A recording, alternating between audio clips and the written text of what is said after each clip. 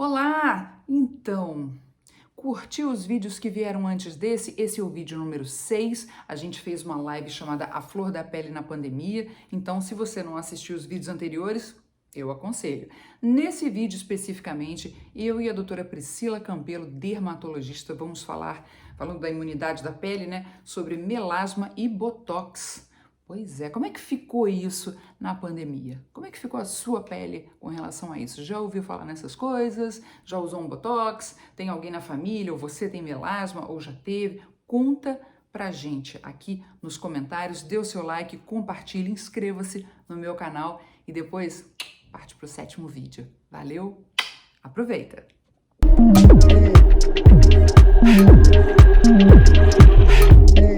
A Elna pergunta, melasma, já fiz micropigmentação, passo ácidos, troco de ácidos. Aí ela está perguntando, gente, esse negócio dessa... Eu acho que não veio toda a sua pergunta, Elna. Eu acho que ela deve estar perguntando se tem a ver micropigmentação para melasma, se dá certo, se não dá certo, se você concorda de fazer, se não concorda, se você já fez. Fale sobre isso, resumidamente.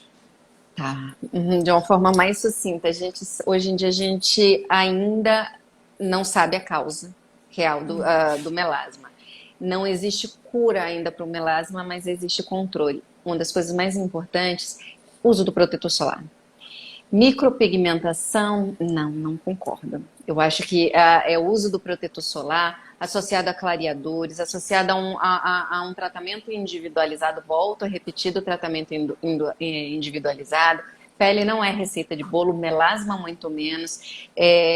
Às vezes um determinado produto da amiga que tem melasma também, escurece, o outro paciente começa a utilizar e acaba escurecendo. Então, melasma é sempre um desafio.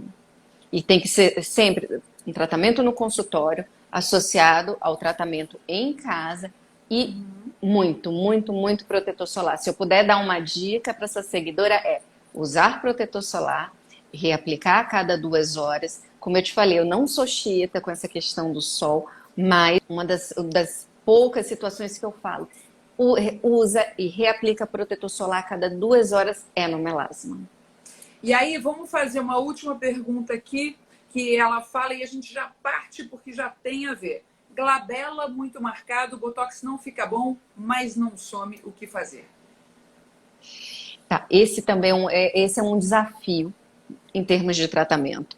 Porque aqui nessa região da glabela existe uma artéria muito superficial e que, quando ela é obstruída, pode causar cegueira no paciente.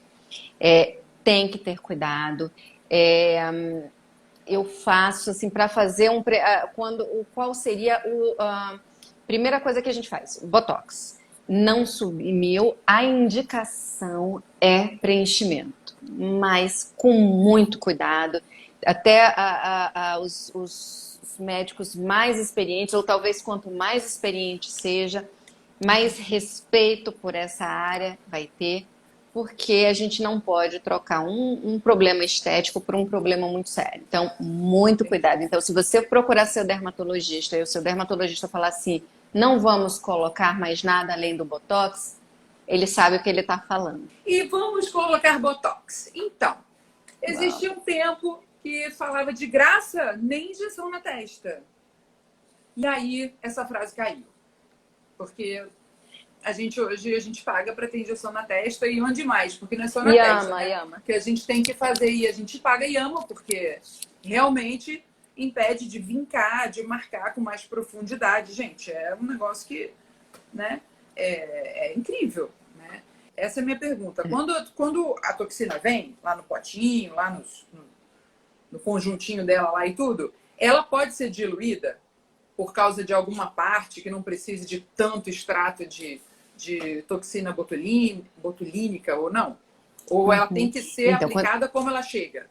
Não, quando a gente recebe o frasco da toxina, a gente dilui alguns minutinhos antes da aplicação.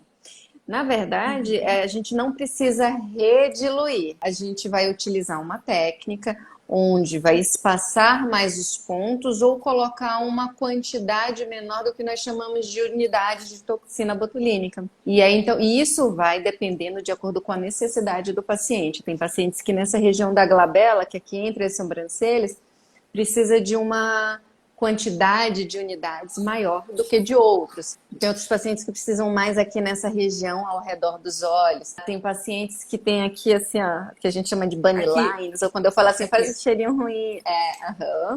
Então, de acordo com a necessidade do paciente, a gente vai escolher os locais e a quantidade de toxina. Mas ela, E, então, assim, vai... ela é preparada uma vez, né? Ela é diluída uma vez para exato. uso, que é o normal, é o procedimento. E depois você não pode, tipo, aguar o negócio. Você não pode, né? Como é que é? É suco de laranja, não é laranjada. Não. Não, nem se deve. Nem se deve, porque senão o Botox ele vai durar menos tempo. De quanto em quanto tempo que a gente aplica? De quanto em quanto tempo que, assim, se é que tem uma coisa generalizada para isso, mas... Porque dizem que se a gente fizer muito em cima uma sessão da outra no mesmo lugar, a pele não reage mais, é isso? Então, na verdade, existe a resistência à toxina botulínica. O que é essa resistência? É o organismo do paciente produzir anticorpos e que vai fazer com que a toxina não tenha mais ação de paralisia, né, daquele feixe muscular. Mas tem no mercado também algumas outras toxinas em que não produz os anticorpos. Assim, eu trabalho com, não tenho nenhum conflito de interesse e trabalho com essas duas toxinas. E aí, assim, a gente tem mais de um tipo de toxina. Uma que... porque o nome Botox é o nome comercial. Então, por isso que eu sempre direciono para a toxina.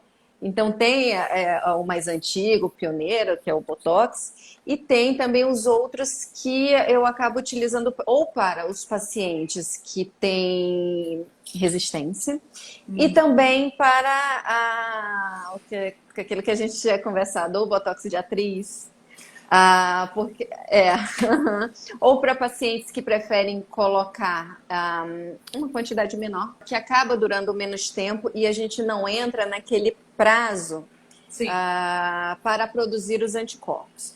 A toxina tradicional, a gente tem que fazer um intervalo mínimo entre as aplicações de 4 meses, que é o tempo que o nosso organismo para de produzir esses anticorpos.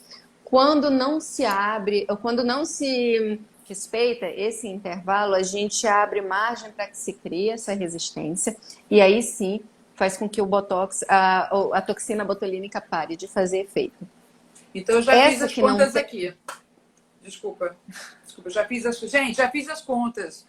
Vou falar aqui, ó, é maio, junho, setembro... Não, peraí, é maio, ou é março? Não, é março, abril, maio, junho, julho. Ó, março, julho e novembro. Então o seu foi antes do lockdown. Não, tô falando da minha conta, não. Tô falando da conta, assim, de 4 em 4 meses pra gente fazer. Porque fazer em janeiro e fevereiro não dá, porque é muito sol, é muita loucura, férias, sei lá o quê. Vamos supor que a pessoa não faça em janeiro e fevereiro, né? Então, ó, março... Anota aí, doutora Priscila, vai lá em Ipanema. Pode deixar, vou botar aqui já na sua agenda, aqui na sua ficha. Abril, maio, junho, julho, depois agosto, setembro, outubro, novembro, porque aí depois só março. Olha que coisa linda. Em geral, na prática, os pacientes eles fazem de entre 4 e 6 meses. E aí o que eu sempre oriento? A próxima aplicação vai de acordo com a necessidade da pele. Aquele paciente que vinca muito, que fala, fazendo caras e bocas, aí ele vai direcionar para durar menos tempo. Então vai ali mais para os 4 meses. Tipo,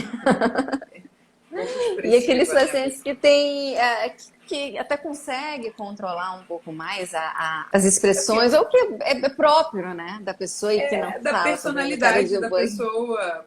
Ou então ela tem no dia a dia uma profissão que ela não tem muitas variações, ela não fala, né? Uma pessoa que tem uma profissão um pouco mais focada, um pouco mais centrada, ela mexe menos, né?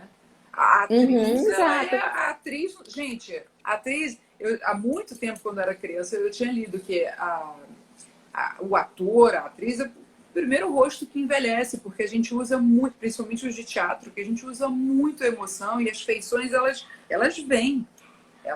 Então, é tudo Uhum. muito, né? É tudo muito. Fala do Botox de atriz, que a gente criou esse esqueminha. Então, assim, eu tenho aqui na Você clínica, cuida de muitas eu atrizes, atendo algumas né? atrizes, exato, e aí uma coisa que acaba que eu tenho um cuidado é para que não perca a expressão no vídeo. Uma queixa recorrente das pacientes atrizes é porque com a evolução das câmeras, a gente tem uma televisão HD, 4K, e que hoje em dia, como elas falam assim, nossa, vê até o poro da paciente. Então, existe um cuidado a mais com a pele, um estímulo de colágeno a mais, e acaba que é uma cobrança por conta da profissão. E uma coisa que não pode acontecer é a paciente atriz, tá fazendo uma novela, tá fazendo está em evidência e não ter expressão. É, Então, mas ao mesmo tempo, o grande desafio é não deixar sem expressão e também retirar a ruga. E aí foi que eu fui criando a técnica do Botox de atriz, onde se mexe as sobrancelhas, sorri com os olhos também, mas não forma as rugas. Então não a gente faz rugas. movimenta um pouquinho mais, não Aham. paralisa tanto, fica mais natural e fica bonito no vídeo. Tem os lugares certos e tem o momento certo para cada atriz que vai, gente, né? A gente movimenta demais. Tem também, né, doutora, a atriz que está fazendo teatro e que, né, está movimentando muito, aquilo vai sair mais rápido, não vai? Aquela Sim, que já sim. está, de repente, ainda se preparando para um trabalho, que ainda está na entre-safra, não está no ar, mas já está estudando para entrar no ar daqui a pouco, essa pode esperar um pouquinho mais para fazer alguns momentos antes, né? Uns 2 meses antes ou 3 antes de Exatamente. entrar no ar, né? Para poder estar a coisa. Exatamente. Tem a técnica e tem o tempo certo para poder estar fazendo. Como é que ficou a sua pele com relação a isso? Já ouviu falar nessas coisas? Já usou um Botox? Tem alguém na família? Ou você tem melasma? Ou já teve? Conta pra gente aqui nos comentários. Dê o seu like, compartilhe, inscreva-se no meu canal e depois parte pro 7º vídeo. Valeu? Aproveita!